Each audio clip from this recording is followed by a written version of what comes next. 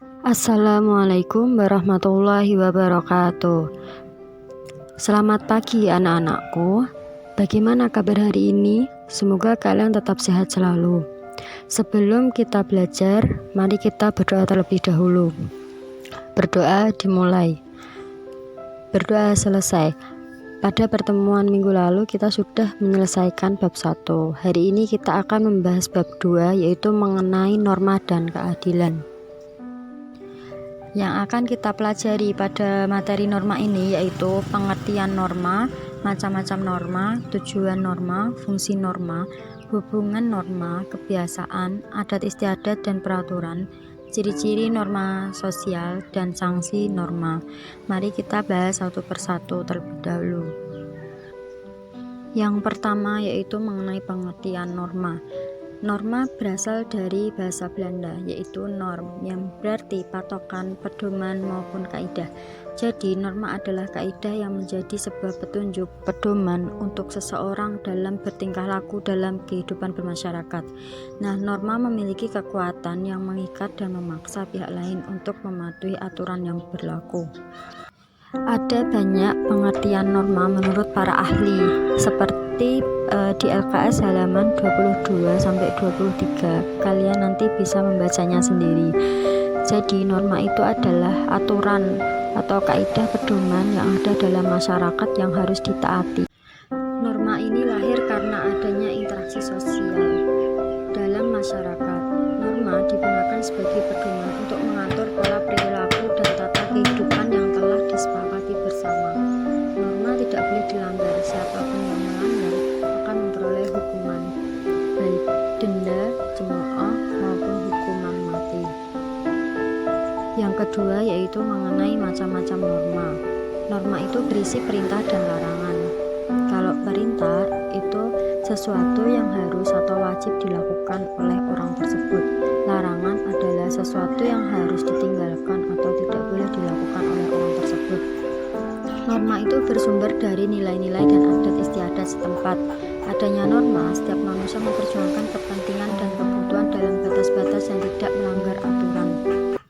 Macam-macam norma itu dibagi menjadi dua, yaitu norma utama dan norma berdasar kekuatan mengikatnya.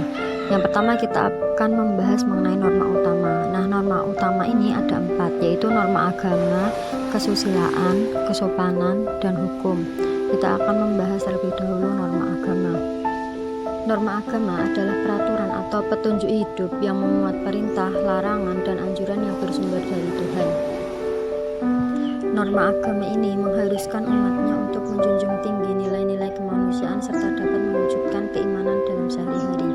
Contohnya yaitu kita harus mengerjakan sholat, menunaikan puasa, membazar zakat, tidak boleh mencuri, mabuk-mabukan, berkata kotor, berzina, harus berbakti kepada kedua orang tua. Jadi norma agama itu segala sesuatu yang bersumber dari Tuhan. Di atas ada 2 gambar. Yang di sebelah kiri, gambar yang saya centang adalah perbuatan yang mentaati norma, yaitu mengerjakan sholat. Sedangkan yang di sebelah kanan yang saya silang adalah gambar yang melanggar norma agama, yaitu mabuk-mabukan. Yang kedua yaitu norma kesusilaan, yaitu aturan tentang tingkah laku yang bersumber dari hati nurani manusia. Peraturan hidup tersebut berkenaan dengan bisikan hati yang diakui dan disadari oleh setiap orang sebagai pedoman dalam bertingkah laku.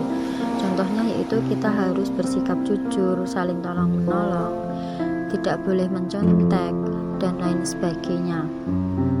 Di atas ada 2 gambar. Yang di sebelah kiri yang saya centang adalah perbuatan yang mentaati norma kesusilaan, yaitu saling tolong menolong. Yang di sebelah kanan ada gambar yang saya silang adalah perbuatan yang melanggar norma kesusilaan, yaitu mencontek pada saat ujian. Yang ketiga yaitu norma kesopanan, yaitu norma yang timbul dan diadakan oleh masyarakat itu sendiri untuk saling menghormati. Norma kesopanan ini bersumber dari adat istiadat atau kebiasaan yang ada di masyarakat itu sendiri. Tujuan norma ini agar dalam pergaulan manusia saling menghormati dan saling menghargai. Di Di atas ada dua gambar. Yang di sebelah kiri yang saya centang adalah gambar yang mentaati norma kesopanan, yaitu berpamitan kepada kedua orang tua sebelum berangkat sekolah. Yang di sebelah kanan yaitu perbuatan yang melanggar norma kesopanan, yaitu kakinya diletakkan di atas orang lain. Yang keempat yaitu norma hukum, yaitu norma yang berisi peraturan yang ditetapkan dan diberlakukan oleh negara. Norma hukum ini bersifat memaksa dan tegas. Norma hukum dibuat karena ketiga norma tadi, norma agama, kesusilaan, dan kesopanan, itu dianggap belum mampu memberikan jaminan untuk menjaga ketertiban masyarakat. Di atas ada dua gambar. Yang di sebelah kanan adalah perbuatan yang mentaati norma hukum, yaitu mentaati rambu-rambu lalu lintas. Ketika lampu merah, maka pengendara wajib berhenti. Yang di sebelah kiri adalah perbuatan yang melanggar norma hukum, yaitu seorang yang masih di bawah umur dan tidak memakai helm pada saat berkendara. Yang kedua yaitu norma berdasarkan kekuatan mengikatnya. Di sini ada 4 macam, yaitu cara, kebiasaan, tata kelakuan, dan adat istiadat. Yang pertama yaitu cara, yaitu norma yang menunjukkan pada satu bentuk perbuatan dengan sanksi yang sangat ringan terhadap pelanggarnya. Misalnya tidak mencuci tangan sebelum makan. Nah, perbuatan tersebut tidak akan mengakibatkan sanksi berat, melainkan celaan atau dinyatakan tidak sopan. Yang kedua yaitu kebiasaan, cara-cara bertindak yang digemari masyarakat sehingga dilakukan berulang-ulang oleh banyak orang.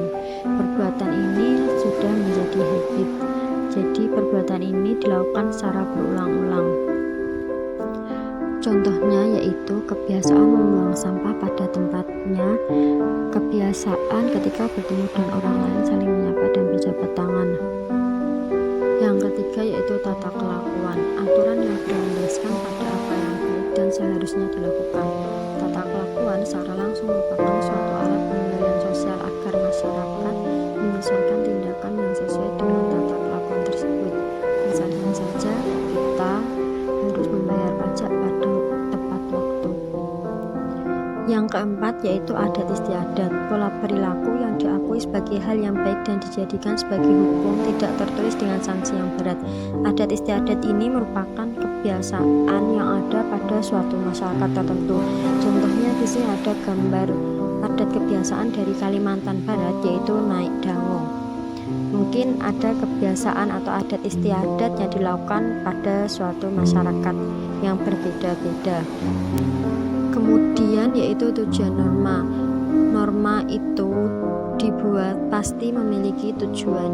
Tujuannya yaitu agar memiliki kaidah dalam hidup, agar terbentuknya masyarakat yang tertib, masyarakat tidak semena-mena dalam lingkungan, agar masyarakat paham akan hukum, masyarakat takut melakukan perbuatan yang menyimpang.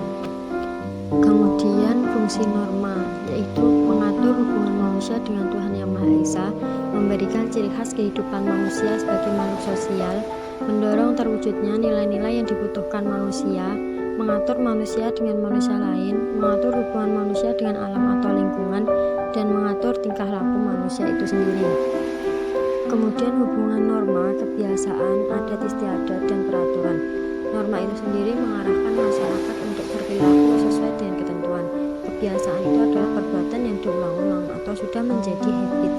Adat istiadat berarti tata kelakuan yang bersifat turun-temurun. Peraturan sendiri tatanan yang dibuat untuk mengatur kehidupan manusia. Jadi kesimpulannya, hubungan norma, kebiasaan, adat istiadat, dan peraturan yaitu sebagai peraturan dan tatanan dalam mengatur tingkah laku yang mewujudkan masyarakat yang adil dan makmur.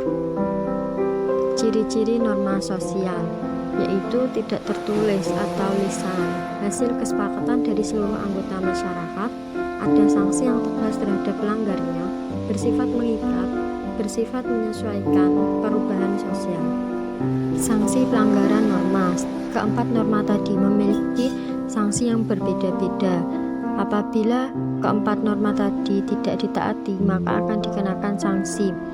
norma agama. Bagi yang melanggar norma agama akan mendapatkan dosa atau siksaan di akhirat. Yang melanggar norma hukum akan dikenakan denda, penjara, hukuman mati, kurungan. Norma kesusilaan, penyesalan, tidak tentram.